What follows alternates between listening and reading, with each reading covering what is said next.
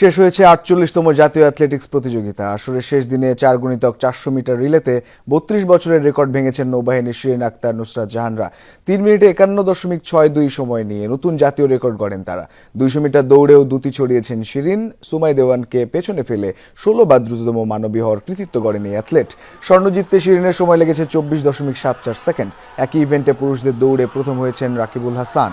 Pole ভোল্টে 4.50 metre অতিক্রম করে নতুন জাতীয় রেকর্ড গড়েছেন সেনাবাহিনীর সৌরভ মিয়া।